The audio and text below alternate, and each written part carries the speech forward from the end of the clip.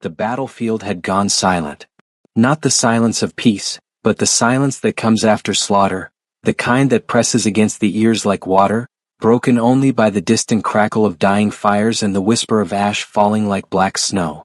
The ruins of Castile Nocturne spread across the hillside like the broken teeth of some ancient beast. Its towers collapsed into themselves, its walls split open to reveal chambers that had not seen moonlight in centuries. The ground was wet. Not with rain but with blood. So much blood that the earth could not drink it all, and it pooled in the cracks between stones, reflecting the swollen red moon that hung low and malevolent in the sky. Elias Thorne knelt in that blood, his hand pressed tight against his side where the armor had been torn away. His fingers were slick and warm, and he could feel his heartbeat pulsing against his palm with each throb of pain that radiated through his ribs. His sword lay 3 feet away, half buried in the corpse of something that had once been human. Or perhaps it had never been human at all. In this war it was becoming harder to tell. He tried to stand. His legs would not obey. The strength had bled out of him along with everything else, pooling beneath him in a spreading darkness that looked black in the moonlight. His breath came in short, sharp gasps that burned in his chest. Each one felt like it might be the last, and part of him, a tired, distant part that had seen too much and survived too long, thought that might not be such a terrible thing. The wind picked up, carrying with it the scent of ash and roses. Elias lifted his head, his vision swimming, and that was when he saw her. She descended from the broken tower like a falling star made flesh, like some terrible angel cast down from a heaven that had no more use for beauty that could kill. Her wings spread wide, vast membranes of shadow and crimson sinew stretched between bones that looked carved from obsidian. They caught the moonlight and shattered it into fragments of bloody illumination that danced across the ruins. Her hair was long and black as the space between stars, flowing behind her in impossible tendrils that moved against the wind rather than with it. Her armor was a work of art that had taken centuries to craft. Dark metal traced with silver in patterns that hurt to look at too long, gemstones the color of fresh blood set into plates that curved around a body that was both weapon and masterpiece. But it was her face that held him. Pale as carved marble, flawless as moonlight on still water, with eyes that burned like coals in a dying fire. Red eyes. Vampire eyes. Eyes that had watched empires rise and crumble, that had seen the birth and death of religions, that had witnessed humanity's capacity for both transcendent beauty and bottomless cruelty. Those eyes found him and the world seemed to stop. The vampire queen landed 20 feet away with a sound like a thunderclap muffled by earth. The ground beneath her feet cracked, spiderwebbing outward in patterns that looked almost intentional, almost like the mandala of some forgotten religion. She stood there for a moment, perfectly still, her wings folding behind her with a whisper of leather and bone. Then she moved. She was fast. Faster than thought, faster than fear. One moment she stood at a distance. The next she was there, kneeling before him, her hands reaching out and then stopping, hovering over his wound as if she were afraid to touch him. As if he were made of something more fragile than flesh. "You're hurt." Her voice was like nothing human, layered and resonant, as if multiple voices spoke in harmony from somewhere deep in her chest. There was something else in it too. Something that sounded almost like pain. Elias tried to laugh, but it came out as a cough that brought the taste of copper to his mouth. Astute observation, he managed, his voice rough and weak. "The centuries have made you wise, your majesty." She did not smile. Her eyes moved over his wound with an intensity that was almost clinical, cataloging the damage with the expertise of someone who had both inflicted and suffered every possible injury a body could endure. Her hands trembled. It was such a small thing, such a human thing, that for a moment Elias forgot what she was. This should not have happened. The words came out quiet, but there was something terrible building behind them, something vast and old and full of rage that had nowhere to go. "You were not supposed to be here. You were supposed to stay with the rear guard. You were supposed to be safe." Safe. Elias repeated the word like it was in a foreign language. "There is no safe. Not in this war. Not in your war." Something flickered across her face, something that might have been guilt, might have been grief, might have been both tangled together so tightly that they had become the same thing. She shook her head and her hair moved like living smoke. "This is not my war. This war was forced upon me. Upon all of us. And yet you lead it." Elias felt his strength beginning to fade, felt the darkness at the edges of his vision starting to close in like a shroud. You raise the armies. You give the orders. You send men like me to die in ruins like this. To survive. The queen's voice cracked, and for just an instant, Elias heard something beneath the monster, something that remembered what it meant to be afraid. I give orders so that we might survive. All of us. Human and vampire alike. Noble. The word came out bitter. Tell that to the men who died tonight. Tell them how noble it was when the church's hunters tore through the western flank. Tell them how survival justified there. You were hurt because of me. The words cut through his anger like a blade through silk. Elias stopped, his breath catching in his throat for reasons that had nothing to do with the wound in his side. The queen had gone very still, her hands still hovering over him, her red eyes fixed on his face with an intensity that made him feel transparent, as if she could see through flesh and bone to the truth beneath. What? You were hurt because of me. She said it again, slower this time, each word carrying the weight of something that might have been realization or might have been confession. The hunters broke through because I sent the Crimson Guard to the eastern approach. I thought the church would attack from the river. I was wrong. And you? Her eyes dropped to his wound and something in her expression crumbled. You threw yourself in front of Lady Vesper when the hunter came for her. I saw it. From the tower. I saw you take the blade meant for her throat. Elias blinked. His memory was fragmentary, broken into shards by pain and blood loss. He remembered the hunter, a man in white and silver, his blade burning with holy fire. He remembered Vesper, one of the queen's inner circle, her back turned as she fought 3 men at once.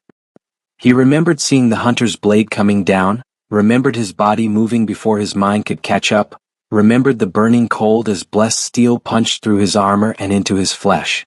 She would have healed, he said, the words coming out hollow. Vampires heal. Humans don't. She would have died. The queen's voice had gone quiet again, but this time there was no rage beneath it. Only something that sounded like sorrow. Blessed steel through the heart. Even we cannot recover from that. You saved her life. You sacrificed yourself for one of my people. Your people are my people now. Elias felt the words leaving him, felt the truth of them settling in his chest beside the pain. I chose this. I chose your banner. Your cause. When my own kingdom cast me out, when the church branded me heretic for refusing to kill the vampire children in the village of Thornhaven, you offered me a place. You gave me purpose. If I die for that, then I die for something worth dying for. The queen stared at him. For a long moment she said nothing. Then slowly she reached up and removed one of her gauntlets. Her hand beneath was pale as porcelain, delicate and perfect, with long fingers tipped in nails like crimson glass. She reached out, hesitating for just a heartbeat, and then laid her palm flat against his wound. Elias gasped. Not from pain but from the sudden absence of it. Heat flooded through him, not the feverish heat of infection but something else entirely. Something that felt like sunlight captured and made gentle, like wine and honey in the first breath after drowning. Crimson light bloomed beneath her palm, spreading across his torn flesh like liquid fire.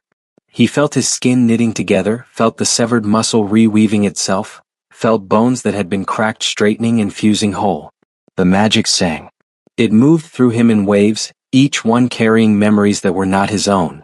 He saw centuries flash past, cities built and burned, kingdoms rising from mud and returning to it, faces he did not know speaking languages that had died before his grandfather's grandfather was born.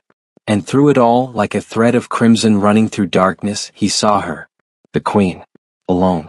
Always alone even when surrounded by thousands. Watching humanity grow and change and destroy itself in endless cycles. Watching her own kind dwindle and hide and forget what they had been. Watching the world become something she no longer recognized. Then the magic faded, and the memories went with it, leaving only the ghost of their passage like the aftertaste of wine. Elias looked down at his side. The wound was gone. Not healed, gone as if it had never existed. Even the blood had evaporated, leaving only the torn fabric of his shirt to prove that he had ever been injured at all. He looked up at the queen. She was breathing hard, her chest rising and falling beneath her armor, her eyes dimmed as if the light behind them had been partially extinguished. Healing magic. She had used her own life force to knit his flesh. For vampires of her age and power, such magic was taxing. Dangerous even. And she had done it without hesitation. Why? The word came out as barely more than a whisper. She met his gaze, and for the first time since he had known her, since he had knelt before her throne and sworn his oath to her cause, he saw something in her eyes that looked almost like vulnerability. "Because you were hurt because of me," she said, and her voice was raw and soft and utterly certain. "Because I sent you to this place. Because I made the choice that put you in harm's way. Because you sacrificed yourself to protect one of mine, and I—" She paused, and something in her expression shifted, hardened, crystallized into something that looked like iron forged in blood. "I won't allow that again." "You can't promise that." Elias found his strength returning, felt his legs steadying beneath him. He pushed himself to his feet, and she rose with him, her wings spreading slightly as if to steady him should he fall. "This is war. People get hurt. People die. You can't protect everyone." "No." The queen's eyes blazed back to full brightness, crimson fire burning in the darkness. "But I can protect you." The words hung in the air between them, heavy with implications that neither of them was ready to name. Around them, the ruins of Castile Nocturne stood silent and broken, bearing witness to something that might have been a vow or might have been a promise or might have been the first thread of something that would either save them both or destroy everything they had fought to build. Elias opened his mouth to respond, to protest, to argue that he was just one soldier among thousands, that his life was no more valuable than any other, that she could not afford to make such promises in a war that had already consumed so much. But before he could speak, before he could give voice to any of those objections, a sound cut through the night, a horn deep and resonant and full of warning. They both turned toward the eastern wall. Beyond it, in the valley below, lights were beginning to appear. Torches. Hundreds of them. Thousands. The church's reinforcements had arrived sooner than expected, and they had brought an army that outnumbered the queen's forces 3-1. The queen's expression shifted instantly from vulnerable to commanding, from the woman who had knelt to heal a dying soldier to the general who had held the darkness at bay for 3 centuries. Her wings spread to their full span, a cape of shadow and blood that blotted out the moon. Her hand moved to the sword at her hip, a blade forged before Christianity had reached these lands, before Rome had fallen, before the pyramids had risen from Egyptian sand. "Can you fight?" She did not look at him as she asked, her eyes fixed on the approaching army, calculating angles and strategies and acceptable losses with the cold efficiency of someone who had fought more battles than most kingdoms had waged in their entire histories. Elias checked his body. The wound was gone, and with it the weakness. He felt strong. Stronger than he had in weeks, as if her magic had not merely healed him but revitalized him, poured some essential vitality back into flesh that had been running on will and desperation for too long. He retrieved his sword, testing its weight, and found his grip steady. "I can fight." "Good."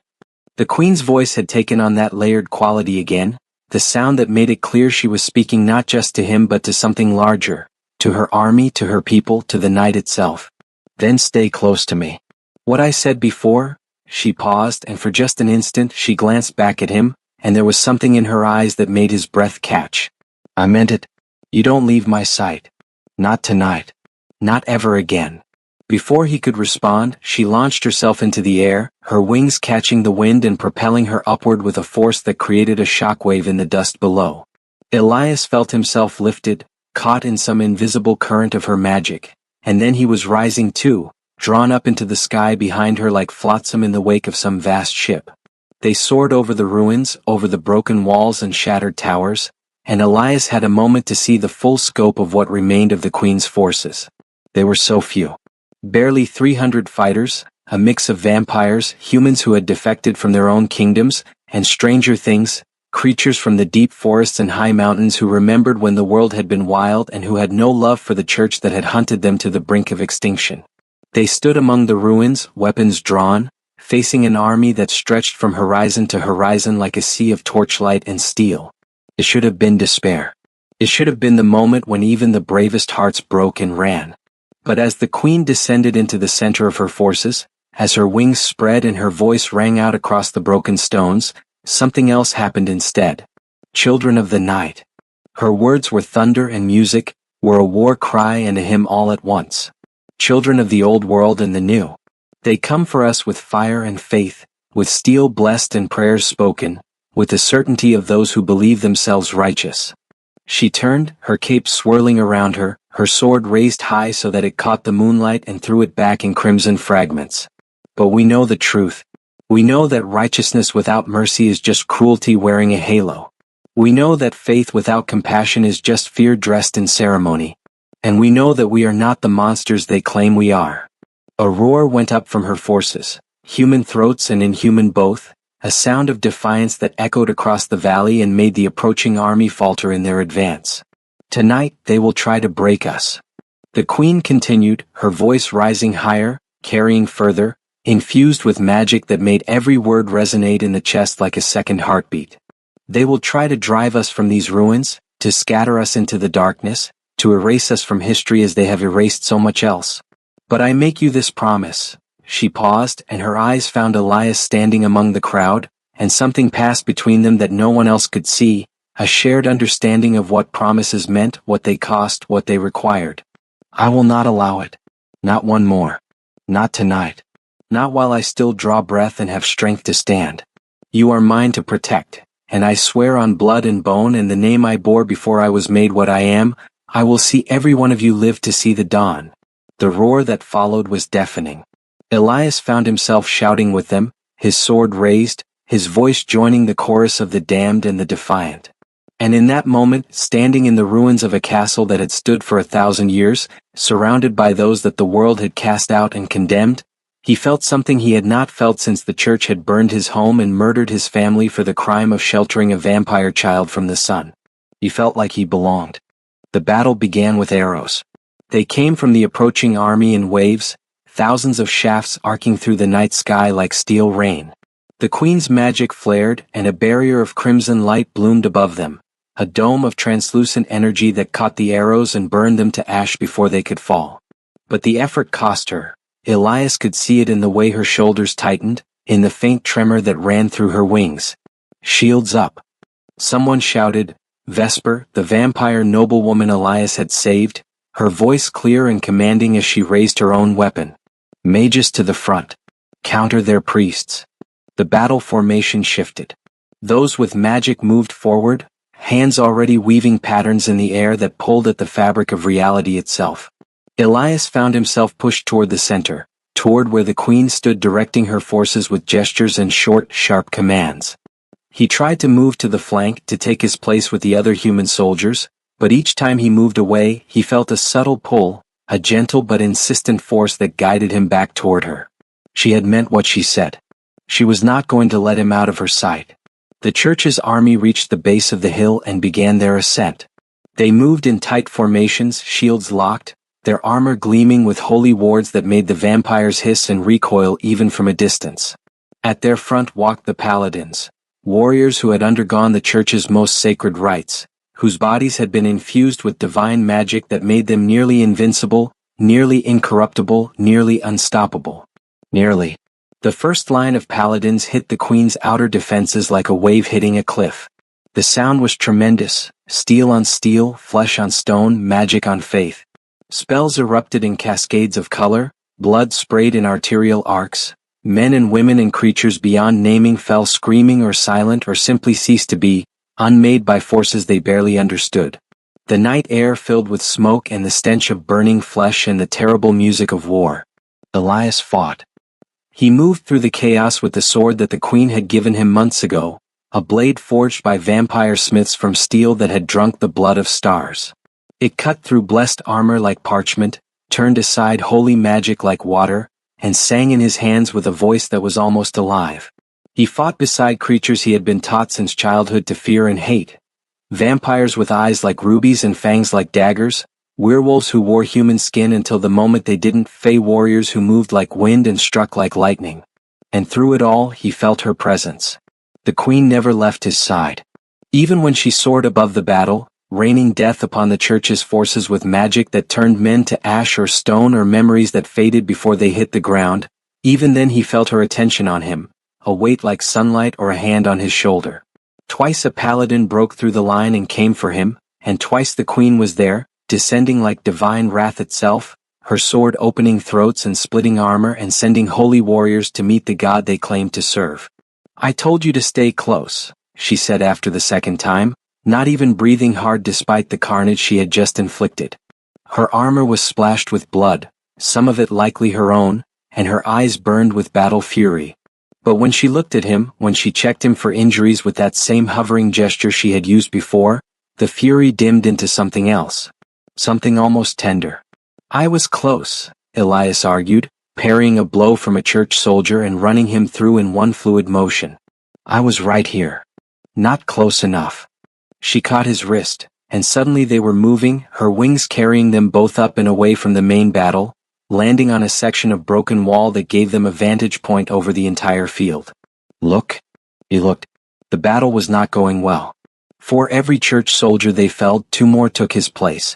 The Queen's forces were skilled and desperate and fighting for their very survival, but they were being pushed back, step by bloody step, toward the center of the ruins where there would be nowhere left to retreat.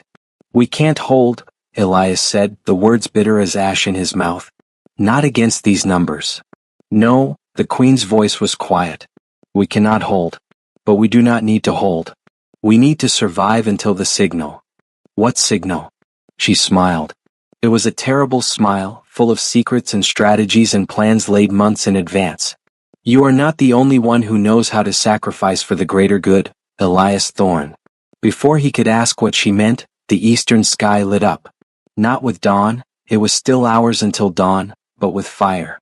Enormous pillars of flame erupted from the church's rear positions, and even from this distance, Elias could hear the screams. The army began to turn, confusion rippling through their ranks like wind through wheat.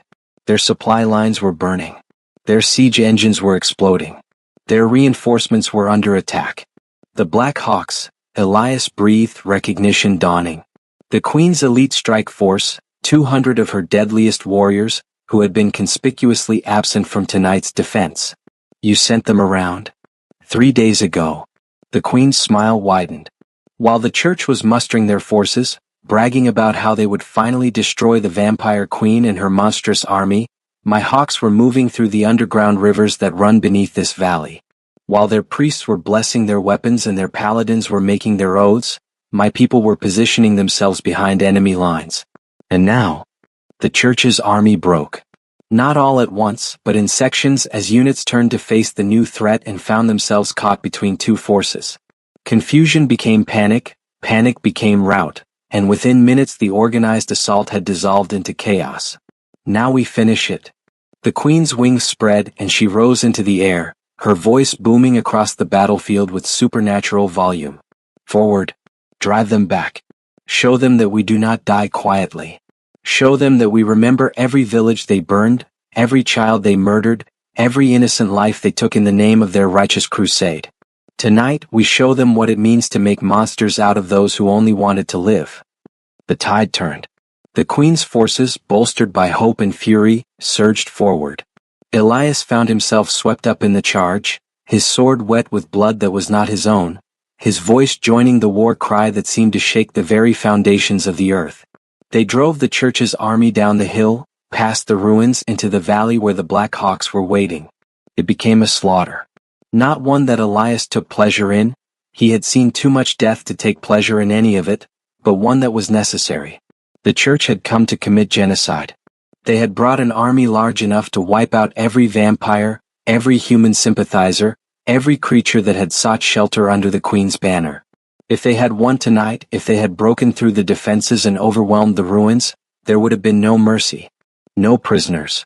No survivors. So there was no mercy now.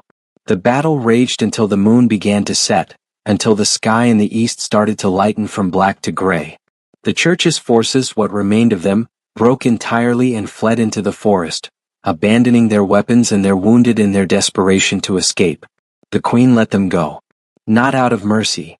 Elias had learned that the Queen was capable of mercy, but also that she understood when mercy was a luxury one could not afford, but out of practicality. Every soldier who ran was a soldier who would return to the church with stories of what had happened here, stories of the vampire queen's power and the futility of attacking her directly. Sometimes the Queen had once told him the most effective weapon is fear. As the last of the church's army disappeared into the trees, as the queen's forces began to regroup and tend to their wounded and mourn their dead, Elias found himself standing in the valley, surrounded by corpses and blood-soaked earth, feeling the exhaustion of the night settling into his bones like lead. His sword slipped from his fingers, too heavy to hold any longer. His legs trembled, threatening to give way.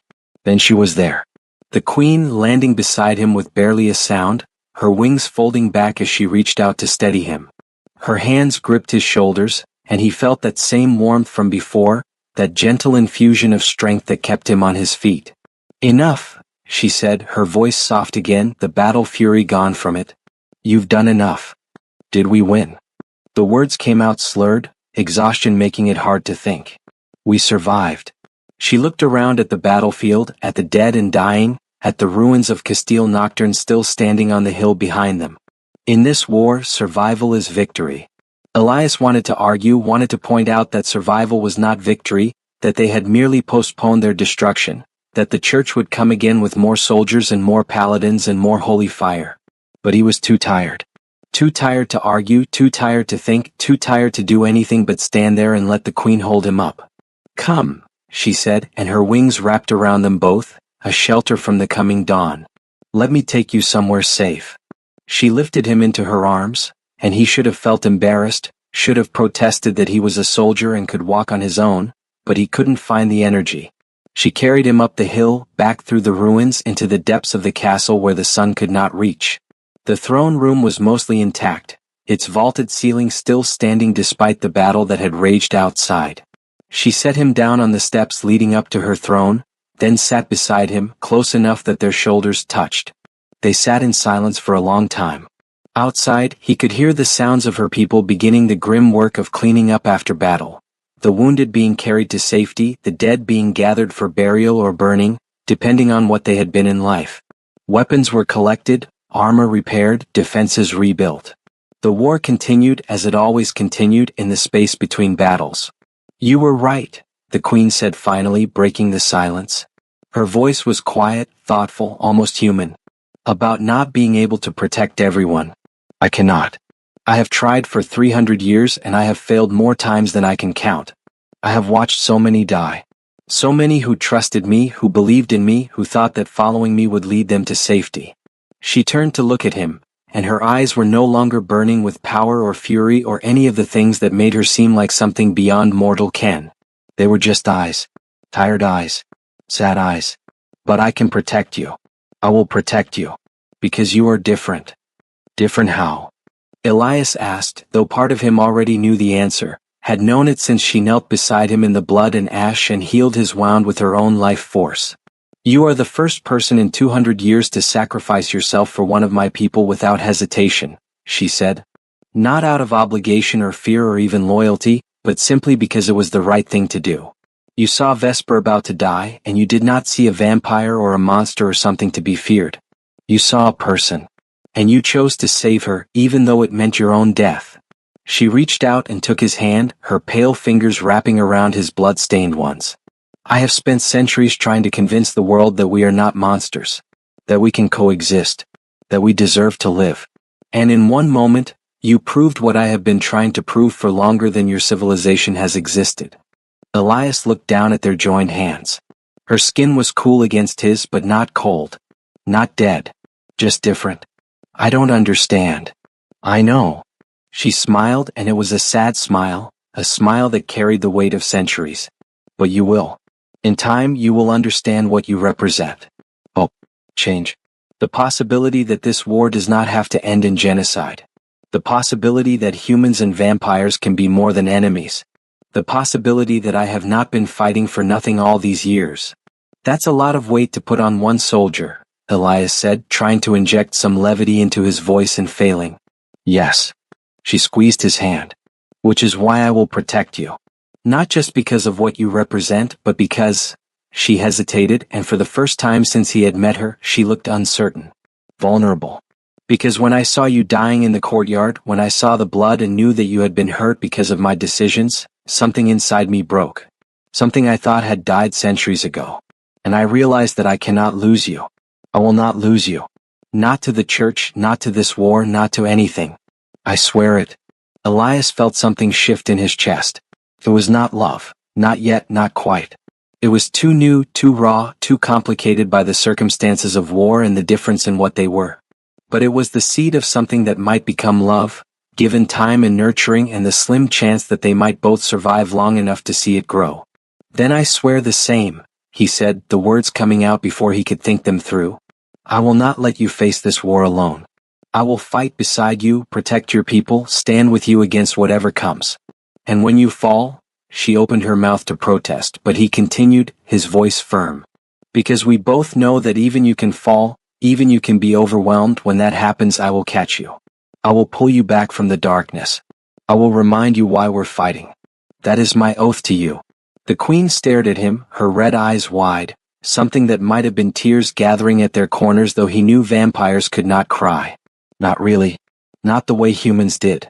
Then, slowly, she leaned forward and pressed her forehead against his, her cool skin against his warm, her breath mingling with his in the space between them. Then we are bound, she whispered. By blood and oath and battle. We are bound. We are bound, Elias echoed and felt the truth of it settle into his bones like fate. They sat that way for a long time, two figures in the darkness of a ruined throne room, surrounded by the aftermath of violence and the promise of more to come. Outside, the sun was rising, painting the eastern sky in shades of pink and gold that neither of them could see from the depths of the castle. But they could feel it, the warmth of a new day beginning, the promise that they had survived one more night, that they had earned one more chance to fight for the world they believed could exist. Eventually they would have to rise. Eventually they would have to face the reality of what tonight had cost, of how many had died, of how much harder the church would strike next time. Eventually, they would have to plan and strategize and make the hard choices that came with leadership in a war that had no good options. But for now, in this moment, they simply sat together. Two souls bound by oath and circumstance, by shared trauma and fragile hope, by the unspoken promise that they would face whatever came next together. And in the darkness of Castile Nocturne, as the world outside turned toward morning, that was enough. The war had changed. Not ended. Wars like this one, wars built on centuries of hatred and fear and religious fervor, did not end easily or quickly. But it had changed in ways both subtle and profound, in ways that rippled out from that night in the ruins like stones dropped in still water. The church still came with their armies and their paladins and their holy fire. But they came less often and with less certainty. The story of what had happened at Castile Nocturne had spread, growing in the telling until it had taken on the quality of legend.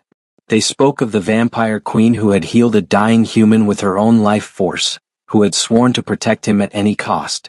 They spoke of the human soldier who had sacrificed himself to save a vampire, who had proven that the queen's people were worth dying for. Some of the stories were exaggerated. Some were outright fabrications.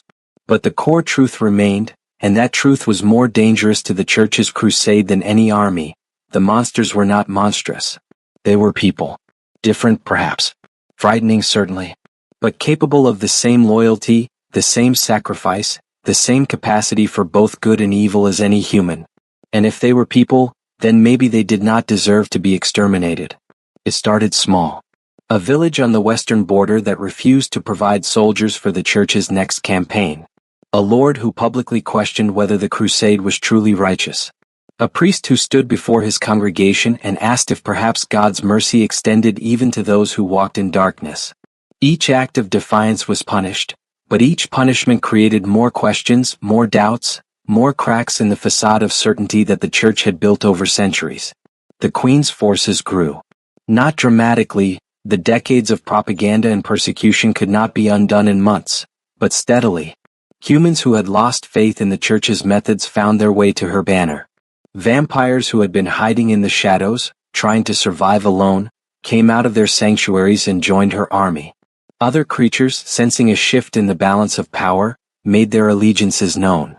And at the center of it all stood two figures who had become symbols of what the future might hold: the vampire queen and her mortal champion.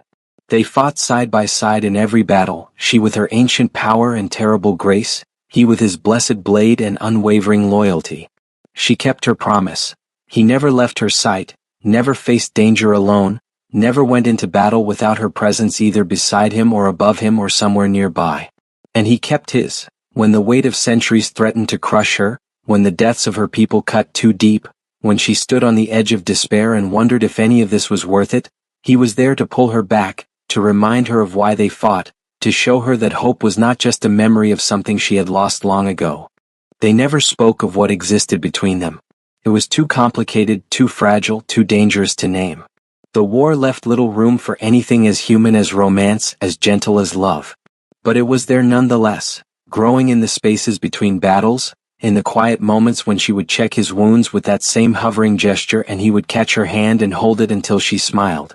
It was there in the way she positioned herself in every fight to keep him in her line of sight, in the way he learned to sense when she needed blood and would offer his wrist without being asked. It was there in the darkness of the throne room, in the conversations that stretched into dawn, in the shared understanding that they had become something to each other that neither of them had words for. On the 6-month anniversary of the battle at Castile Nocturne, they stood together on the highest tower of the rebuilt fortress and looked out over the land they had fought so hard to defend. The ruins had been transformed, not restored to what they had been but built into something new, something that blended the old vampire architecture with human sensibilities, that made room for both those who walked in sunlight and those who dwelt in darkness. "Do you think we can win?" Elias asked, the question that neither of them had dared voice before. The queen was quiet for a long moment, her red eyes scanning the horizon where the sun was setting in a blaze of crimson and gold. Finally she spoke. "I do not know. The church is vast and old and certain of their righteousness. They will not surrender easily. And even if we defeat them, even if we force them to the negotiating table, there will be others who rise up to take their place. Hatred is easier than understanding. Fear is simpler than acceptance. We may fight this war for the rest of your lifetime and beyond." "That's not an answer." She turned to look at him, and there was something in her eyes that he had never seen before. Not hope exactly, but the possibility of hope. The idea that hope might be possible. "No," she agreed. "But it is the truth. And the truth is that I do not know if we can win this war. But I know that we can survive it. That we can build something worth surviving for. That we can prove, day by day and battle by battle, that the world does not have to be divided into monsters and men. That there is another way." She reached out and took his hand, her cool fingers intertwining with his warm ones. "You asked me once why you were different. This is why. Because you make me believe that this future is possible. That I am not fighting alone. That when I fall, someone will catch me." Elias squeezed her hand. "Always." "Always," she repeated, and for the first time in 300 years, the vampire queen allowed herself to believe it.